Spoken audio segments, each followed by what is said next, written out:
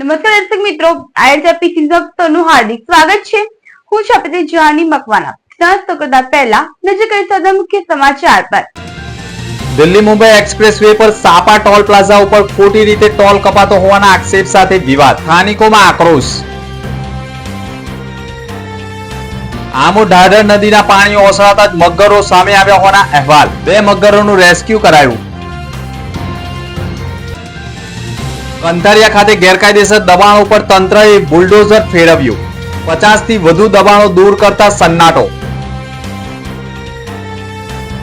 Dubai ખાતે યોજાયેલી Asia કપમાં પાકિસ્તાન સામે ભારતનો વિજય થતા પાંચબત્તીમાં વિજય ઉત્સવ મનાવ્યો, મોટી સંખ્યામાં લોકો તિરંગા સાથે ખુશી મનાવતા જોવા મળ્યા।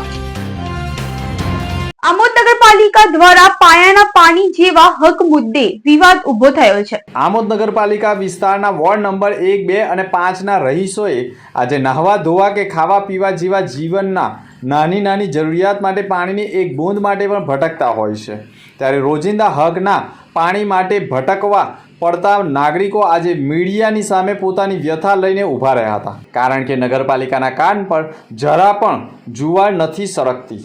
વારંવાર લેખિત અને મૌખિક રજૂઆત છતાં પણ પાલિકા જાણે કુંભકર્ણની નિંદરમાં હોય તેમ પાણી જેવી પ્રાથમિક સુવિધા આપવી એ તેમનું પ્રથમ કર્તવ્ય હોવા છતાં અધિકારીઓ અને પદાધિકારીઓ પોતાની આરામ ખુરશી છોડીને એક દિવસ પણ જાત તપાસે જતા નથી।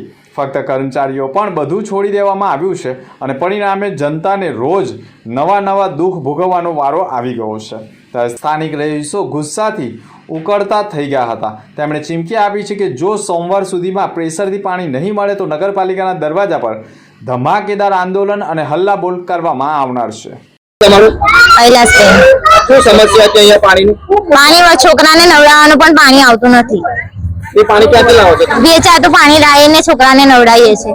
આ સમસ્યા 2 વર્ષથી છે, અવિનવી કોઈ જોવા પણ નથી આવતું। કંથારિયા ખાતે ગેરકાયદેસર દબાણો પર તંત્રે બુલડોઝર ફેરવતા 50 થી વધુ દબાણો દૂર કરાયા હોવાનું ડ્રોનની નજરે કેદ કરાયું હતું। ભરૂચ જિલ્લામાં ગેરકાયદેસર દબાણો સામે તંત્રએ પણ કડક કાર્યવાહી હાથ ધરી છે। આ કાર્યવાહીના ભાગરૂપે કંથારિયામાં દારૂલ ઉલમની સામે આવેલા અંદાજે 50 થી વધુ ગેરકાયદેસર બાંધકામો તોડી પાડવામાં આવ્યા છે। આ મેગા ડિમોલેશનથી દબાણકારોમાં ભારે દોડધામ મચી ગઈ છે। તંત્રના પણ આ કડક વલણની ચર્ચા સમગ્ર જિલ્લામાં થઈ રહી છે।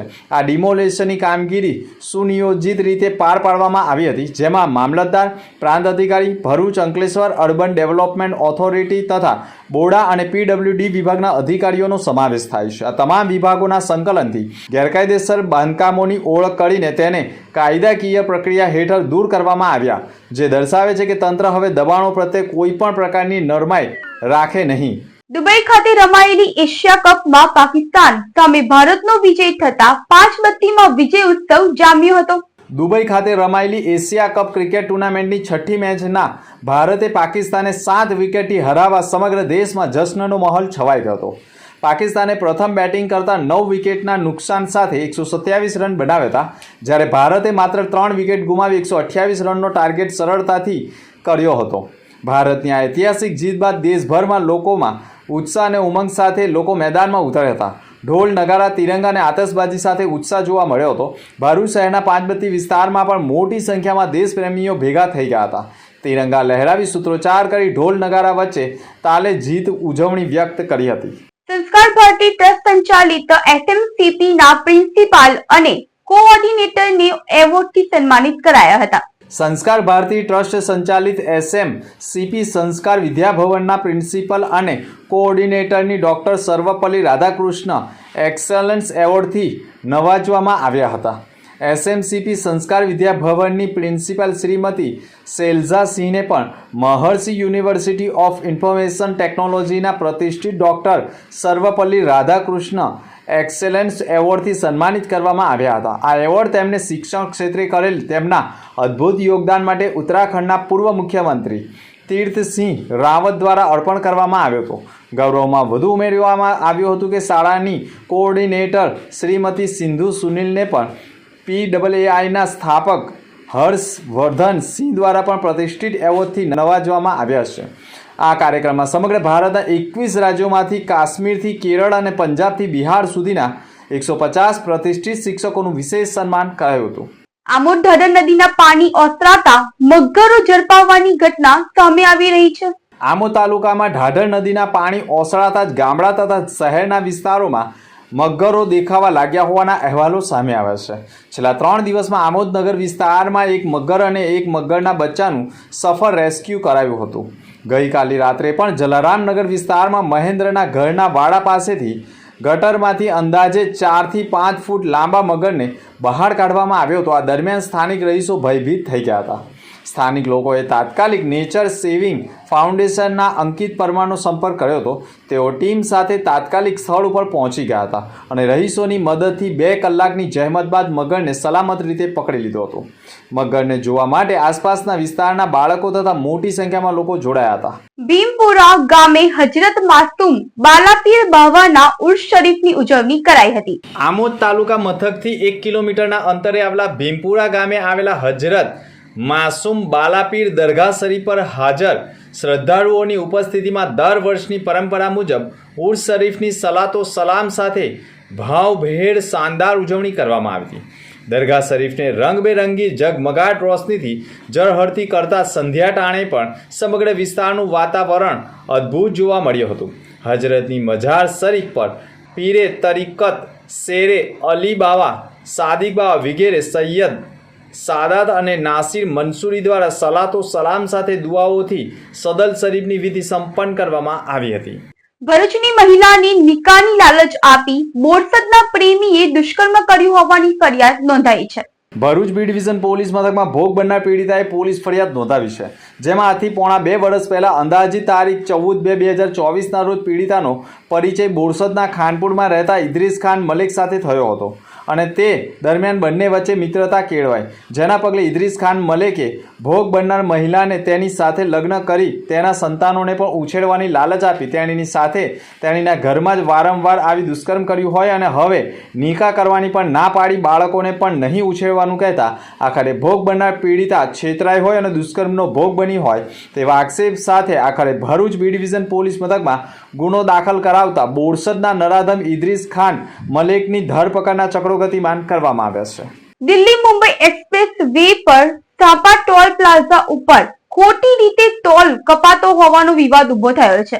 ફરિયાદ કરનારને તો રિફંડ આપીએ છીએ, જે નહીં કરે એમના પૈસા ગયા ગણો, એટલે સાબિત થાય છે કે લૂંટનો ધંધો ચાણતો હોય તેવા આક્ષેપ થયા છે. એક સામાન્ય લોકોની ખિસ્સા કાતી સીધી કંપનીના ખાતામાં મેનેજરનો ભાગેડુ ચહેરો ફરજ પર હાજર મેનેજરને જ્યારે સીધો સવાલ પૂછ્યો ત્યારે ઘરે પડેલી ગાડીના પણ ટોલ કેમ કપાય છે ત્યારે જવાબ આપવાને બદલે માણસે બેગ સમેટી જગા છોડી ભાગી ગયા હોવાના અહેવાલો મળી રહ્યા છે. જનતાનો આક્રોશ અને લૂંટ ચાલુ રાખવાની હિંમત છે, પરંતુ જનતા સામે ઊભા રહીને જવાબ આપવાની હિંમત નથી તેવા આક્ષેપ સાથે લોકોમાં આક્રોશ જોવા મળ્યો છે. આ ટોલ નાકા ઉપર જતી આવતી ગાડીઓના અવારનવાર આમને આમ જ ટેક્સ કપાઈ જાય છે. ટોલ ટેક્સ જે કપાય છે, ગાડી ઘરે પડી હોય તો કપાઈ જાય છે, ગાડી અહીંયા માટર ઉતરી હોય ને દેગામનો ટેક્સ કપાય છે. અવારનવાર આવી ઘણી બધી ઘટનાઓ બને છે. આજે એના ફૂલ પ્રૂફ સાથે હું અહીંયા આવેલો છું. આ એક મારી પાસે સ્ટેટમેન્ટ છે ફાસ્ટેગનું, એની અંદર 8 થી 9 એન્ટ્રી એવી છે કે જેમાં કોઈ ગાડી અહીંયા આવી નથી ને અહીંયા આવીને તે છતાં પણ આનો ટોલ ટેક્સ કપાયો છે ને અહીંયા કોઈ જવાબદાર વ્યક્તિ જવાબ દેવા પણ નથી આવી નથી. પાર્ટ ઇન્ડિયા નામની કંપની છે, જ્યારની એ કંપની આવી છે ત્યાંથી આવા ઘણા પ્રોબ્લેમ થાય છે ને કેટલાક લોકો તો એવા છે કે 80-90 રૂપિયા હારું અહીંયા આવી નહીં શકતા, એટલે કમ્પ્લેન પણ નથી કરતા. એવી તો કઈ કેટલી મેટરો હશે, પણ આજે આ એક જ મેટરમાં આ એક જ ગાડીમાં 8-10 વાર કપાયું એટલે અમે લઈને આવ્યા છે. બાકી એવી ઘણી બધી ગાડીઓ છે ને ઘણી બધી મેટરો એવી છે કે જે તો બોલવા પણ આવતા નથી ને અહીંયા આવે છે તો કમ્પ્લેન લેતા નથી, કોઈ કમ્પ્લેન બુક પણ નથી અને કોઈ જવાબદાર વ્યક્તિ પણ નથી કે જેને આપણે કમ્પ્લેન કરી શકીએ. એક મેનેજર ભાઈ હતા કે ક્યારના જતા રહ્યા છે ને અમને 2 કલાકથી રાહ જોવાડે છે. આવું છે કોઈ રવિન્દ્રભાઈ કરીને છે, એમને કોલ કર્યો, એ એમ કે છે કે માણસ આવશે, એ માણસ હજુ આવ્યો નથી. આ કઈ જગ્યાની ઘટના છે? માટર ટોલ નાકાની. આવું કેટલાક લોકો સાથે થયું છે? આવું ઘણા બધા લોકો સાથે થયું છે, પણ અત્યારે અમે 4 છે. આ સમસ્યા કેટલા સમયથી છે? આ સમસ્યા પાટલી જ્યારથી આ કંપની આવી છે પાર્ટ ઇન્ડિયા ત્યારથી આ સમસ્યા ચાલુ થઈ છે. આવનાર સમયની અંદર શું થશે? મને હવે એમ કે છે આજે તો કે કોઈ બીજી નવી કંપનીએ હેન્ડઓવર કર્યું છે એ લોકોએ. હવે હું થાય છે તો હવે પછી જોઈશું. પણ અત્યારે જે આ કંપની અત્યારે ટોલ લઈને જતી રહી છે, હવે તો આ નવી આવશે તો એ ખબર નહીં હાથ મૂકે કે નહીં, કેમ કે આ મેટરો જૂની છે, હજુ હેન્ડઓવર કર્યું નથી ને એના મેનેજર અહીંયા જ છે ને એ ભાઈ કરજણ જતા રહ્યા છે એવું કે છે. આવે ને કહે ને મેટર હું છે એને બતાવીએ, એ કમ્પ્લેન લે અને રિફંડ કરે એ જોવાનું છે. કેટલા સમયથી અહીંયા તમે મેનેજરને શોધી રહ્યા છો? લગભગ 3 કલાક થયા. શું જવાબ આપવામાં આવે છે તમને અહીંયા? એ ભાઈ એમ કે છે કે હું કરજણ જતો રહ્યો છું, મારા પર્સનલ કામ છે. મેં કીધું તમે ડ્યુટી પર છો કે હા હું ડ્યુટી પર છું, પણ એ ભાઈ એ આવવાનું ના પાડે છે અત્યારે. અંત મુખ્ય સમાચાર પર ફરી એક નજર. દિલ્હી મુંબઈ એક્સપ્રેસ વે પર સાપા ટોલ પ્લાઝા ઉપર ખોટી રીતે ટોલ કપાતો હોવાના આક્ષેપ સાથે વિવાદ, સ્થાનિકોમાં આક્રોશ. આમો ઢાઢર નદીના પાણી ઓસરાતા જ મગરો સામે આવ્યા હોવાના અહેવાલ. 2 મગરોનું રેસ્ક્યુ કરાયું. કંથારિયા ખાતે ગેરકાયદેસર દબાણો પર તંત્રએ બુલડોઝર ફેરવ્યું. 50 થી વધુ દબાણો દૂર કરતા સન્નાટો. દુબઈ ખાતે યોજાયેલી એશિયા કપમાં પાકિસ્તાન સામે ભારતનો વિજય થતા 5 બત્તીમાં વિજય ઉત્સવ મનાવ્યો. મોટી સંખ્યામાં લોકો તિરંગા સાથે ખુશી મનાવતા જોવા મળ્યા. તો આ સમાચાર ફરી મળીશું નવા સમાચાર સાથે. નમસ્કાર.